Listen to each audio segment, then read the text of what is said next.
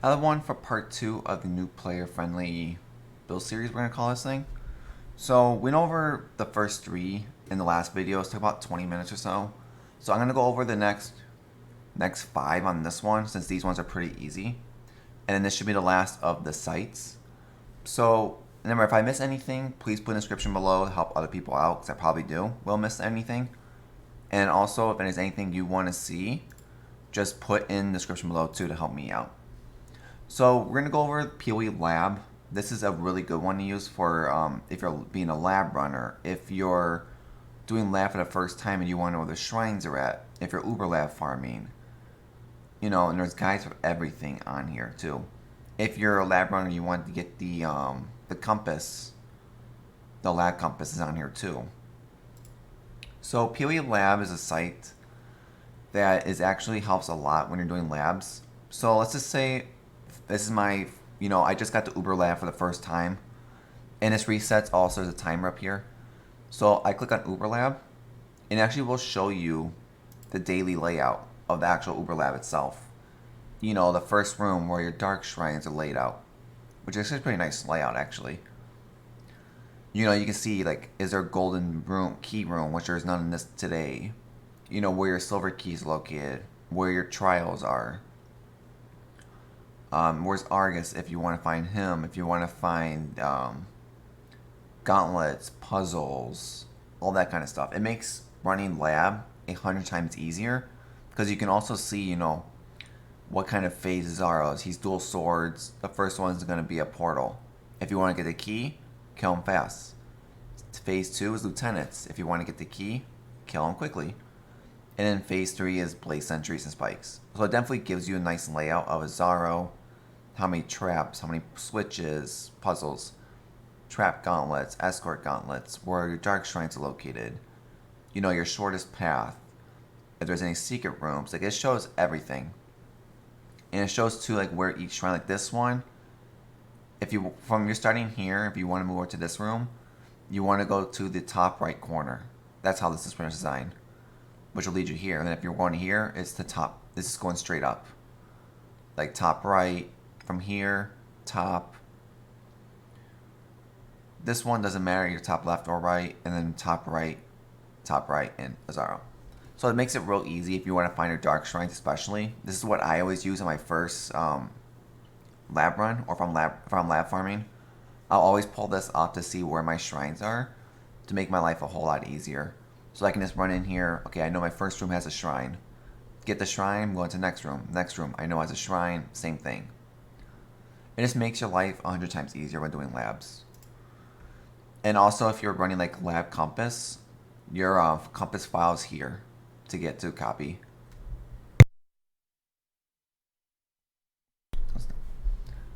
And it helps too. And like, it works too with the other ones. If you're running Merc Lab for the first time, you want to see the Merc layout. Like, here, Argus is in the first room. Up here to here, shortest path. No golden keys. Like, it just helps you for your first time. Normal lab even, if you're just starting out, you want to know that, my character might not be the best for this, but I want to try it, Okay, I see a dark shrines in the first room. Let me get that to make my fight a little bit easier. Then I have dark shrine here and here, all on the same path. So it definitely just shows you overall how to help you out with getting through the whole labs. Probably the best thing to use. And also if you want to see and also the fragments that look like this, the ones that come from Harvest, the 3 of them, their layout is the exact same as Uber Lab. There's nothing different, it's just harder to fight. But layout, if you're running these ones, you want to know which layout to choose, just choose Uber Lab, and it'll be the exact same layout as this one. Nothing changes. Besides this amount of damage you take. And there's also guides on here for like boss guides for like each of them.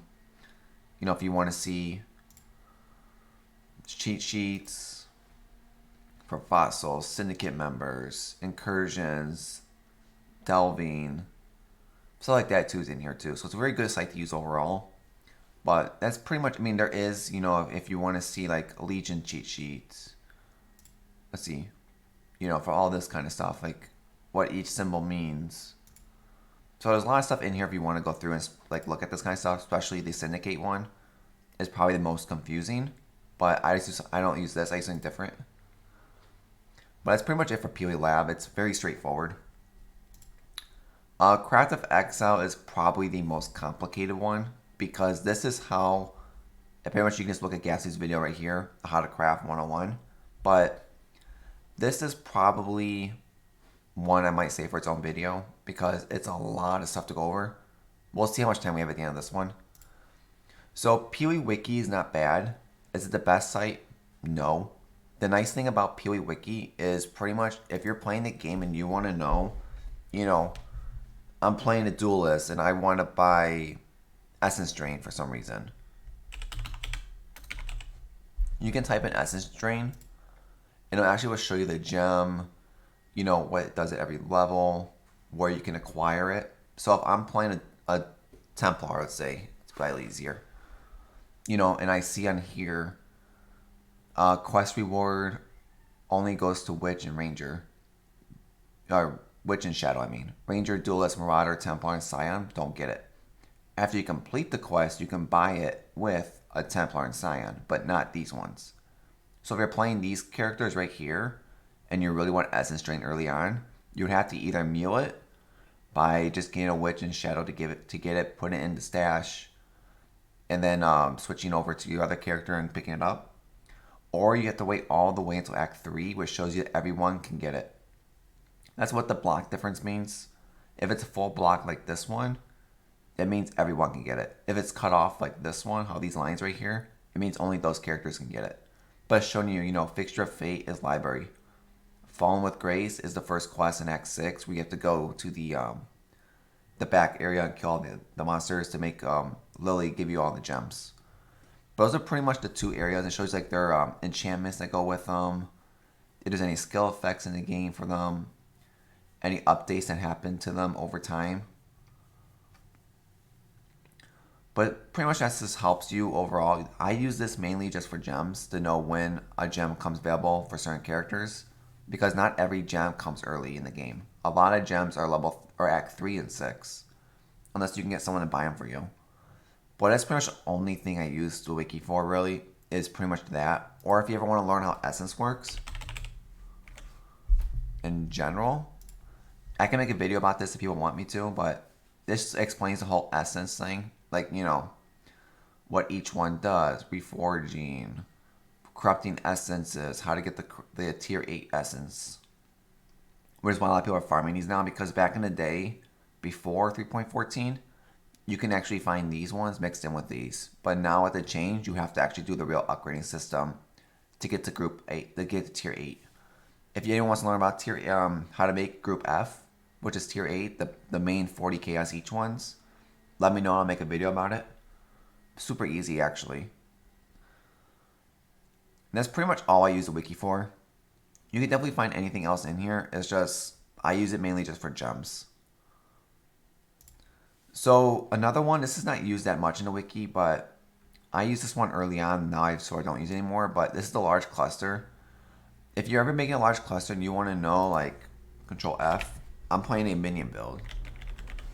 This will show me every large cluster or every cluster actually, pretty much, that helps with minions. You know, Blessed Rebirth, minions have 20% more life.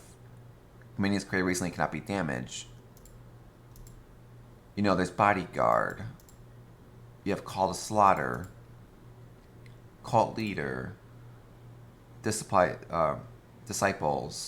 Like, it shows you everything. And it goes on to Dread March. Feasting Friends. Hunting Corpse. You know, Life from the Death. You know, Pure Agony. And it keeps going. There's so many. Rage. Renewal. Vine Claw. Vicious Bite. Like, it goes over everything. So if you're ever playing a build and you want to know what clusters work for your build without using other people's, I would recommend just going here and just Control F and just look for whatever helps your build. You know, if you're playing a spell build, block build, dual or melee, everything you need to know about large clusters is in here. So another one that I sort of probably should put this in the last video when I was doing the trade site is probably the best trading macro in the game right now. It's called POE Awaken. I'll link the actual where to download it so it's ready to go for you. But pretty much POE Awaken download or trade is probably the thing that everyone uses. Because it's really nice too, because when you have it on, I don't want to do that. I want to do this one. So when you have it open, it's sometimes it's down here. You can right click on it and it, oh wait, might help if I move my big head. Hold on. There we go. So down here, you can right click and it'll show you everything. You know, what kind of league do you want to put it on. So one thing that happened in 3.14 when it started is for some reason, this did not get updated. So you gotta make sure you check for updates. But if anything happens like what happened in 3.14 is that when the league started, this for some reason wasn't updating to the actual league. So you couldn't actually change the league at all. It was stuck in standard or it was stuck in not working. So if that happens in any future league, 3.15, 16, 20, whatever, just uninstall and reinstall and that fixes the problem. We didn't really find it out for a couple days into the league, but that's how you fix it. It's nice too because when you hit settings, it shows, this can also be used as a logout macro because it shows you like, you know, your hotkey setup. You know, if you want to like whatever combo stuff you want to open up the trade site. Control Alt Z is mine. You know, if you want an overlay, if you want open items on wiki, you know, map check, all that kind of stuff. If you want anything for like your slash hideout, instead of typing that out to go to your hideout, for me, it's just I press S5, I go to hideout. Logout macros in here too for F9. You know, if you ever want to say like the last person you message saying thank you, I can press S4. Invite last person, trade with last person, go to their hideout. You can add your own command. Now, there's a lot of stuff you can do with this. This is definitely why a lot of people do like using this. It's like I use it for mainly for the hideout. And logout macro I don't really ever use, but it's pretty much everything's in here. You know, you can change the font size, the background focus, price checking, you know, like do you want to show the sellers while you're looking at it? You know, like how you want to set things up. Like you just do everything with this. It's probably something I would recommend everyone having no matter what is get Awaken POE over anything in the game. Because it makes your life a whole lot easier to hit save. Because if we actually run the game real fast.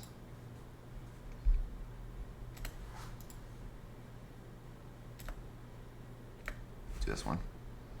So the reason why POE trade helps so much, it helps a lot with pricing rares. So I go over here. Use these actually.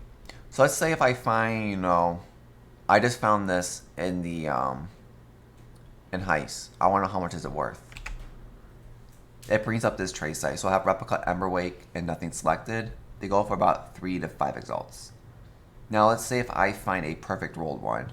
You know, one drops on the ground, it has max fire damage. You would just put like that. Make sure you check fire damage, put 40. And now they're showing they are about 5 to 7 exalts. So it definitely makes finding items. If you want to hit like trade, do not recommend doing it like this, but bring to the trade site to see other ones that are listed, to see really what they look like. Like this one's increased fire damage to 44, so it's probably not real. So if I had a perfect rolled one, it should say 48. You know, 46, 46. That's why you gotta make sure too when you look at these, do they have this kind of thing on there? Because it changes your numbers. So really, if yours is perfect roll, you're looking at about 10 exalts. Because putting the elemental damage modifier doesn't cost anything. Just one thing to know. There you go. Come on, exit. So another thing too, if you're saying, let's just say, you know, I found, I'll probably use the belt. Yeah, we use the belt. So let's say I found this belt on the ground, and I wanted to know what price is worth. Actually, it's probably easier with these actually. Let's say I found this one on the ground. You know, a spell damage, a cold damage, crit strike, +1 all with an open prefix. So what you can do is actually use the same thing on here. And sometimes you want to check, like since you know it's an imbued one, imbued ones usually do sell for more. You can definitely click like immune. If you want to do an item level, if you have like a high item level one. Say if you want to find one with cold damage on it and you had spell damage only. Only two things you care about. You know, you see that they're going for between 20 to 80. Let's say I don't care about having a pseudo. You know, let's say the pseudo. Pseudo means it combines the both of those rolls together into one. So that's why it's 50. It's like 91 or so. So that's why it lowers it always a little bit for more leeway room. But let's say if I was looking for like, you know, crit strike on it, I can see the price just went way up. You know, say if I don't care too much about crit, I can lower this down a little bit. I want more spell damage maybe, say 100. You know, I can see right here, there's a 65% one T3 with a cold crit, open suffix though. So if you needed an open prefix for the cast like cold damage over time, you have to look at this and say like, you know, that's prefix 1, prefix 2, prefix 3. Can't touch it. Look at this one. It has 3 prefix, 3 suffix, means you cannot craft on it. So sometimes you gotta look at that kind of stuff too if you're looking for something you can craft. Like resistance, you can craft resistance. I can craft trigger spells. But if I was looking for something like this one where I wanted to put cold damage over time multiplier, I cannot on this one because it has this fire damage, which sort of screws it up. Let's do want to look at your kind of things too and see like if you have open prefix and suffix, items are usually worth more money than what you might see them as. Like say I find these cluster jewels on the ground. You know, I have this large cluster. It has no triple passives on it. I would just type in 8 item level and it shows me that the base is starting at 2 exalts. Stuff like that, pretty much. Trying to think what else. Like this one works I guess pretty well. So this one has an open prefix and triple resistance. So that's why you can put like, you know, Stygian belt, I love 86. There you go. So starting price is automatically an exalt with just all that resistance. But if I don't care about having 37 and 1 resistant, I just want the total resistance from adding up all 3 of those together into 1. You know, showing it 80 to an exalt. Because you can craft life on it. That's the reason why I probably wouldn't search for life on this. Because you can scratch yourself. If it had a life already on it, it's worth more. But it's an easy way of searching for anything. Like even gems to pop up. You're like a 21 spell slinger, 10 chaos. Watcher's eyes, you know, belts like these. Like every type of thing, even like the watchstones, like everything's in that Awakened trace site. Like if I want to see this one and I got this lab chant on it, you know, I'm seeing 1 exalt. Let's say I got the perfect cold damage on it, which is 22. You know, only 1 exists in the game. So it definitely shows you stuff like that with the trace site, how to manipulate rares. Because if you have a rare, never search for a rare with everything on it. You know, I'm going to take all 12 stats and search for it. I wouldn't because you'll never find the item. You know, just search it based on like movement speed, life, and resistance type thing. You know, I'm seeing like 1 chaos if I want to buy a cheap one. So definitely shows you like difference between all these. Depends on what's on them. But that's the easiest way of using the trace site. To be honest, like say if you found a Comb's Heart, that's not Elder. You just find one magically, you know. Right there I see it's 15 chaos base roll. What if mine's perfect? You know, I just found 1.2 exalts. If mine was 1 all perfect, you know, 100 chaos to an exalt. So it definitely shows you how to use the site easily. It makes life a lot easier. Was it like Control W? Yeah. Control W will bring up to the wiki version of it. So if you want to see more about like, you know, Kodam's Heart, if I want to chance it, I know I would need a Glorious Plate. If I want to get an Elder's Kodam's Heart, I would need an Elder's Glorious Plate. And then sit there chancing it. So let me show you stuff like that overall. But that's pretty much it with this one. I'm going to save this one for a different video. Because it's a lot to go over in that one. So I'm going to keep it down to just these for now. But that's pretty much all the trace sites I use, except for the last one being the Craft of Exile, which I'll make that a separate video. But it's pretty much overall, that's everything to go over with my trace stuff. So hope everyone liked the video. If I missed anything, please put in the description below. Come follow me on Twitch. Let's help each other out. I'm trying to help anyone new to the game with programs. After the crafting ones, we'll start going more in depth on, like, you know, what do all the lines mean on this? What does each person, each rank mean? How do you want to set this up ideally? You know, how do you make a massive amount of money? Okay, I don't have incursion even on here yet, apparently. But how do you make a lot of money on running incursions? You know, harvesting. What kind of stuff sells well to people? You know, heisting, like all this kind of stuff. We're gonna try to go over. Is pretty much whatever people want to see. Just let me know. So if everyone liked the video, then I hope to see everyone on the next one.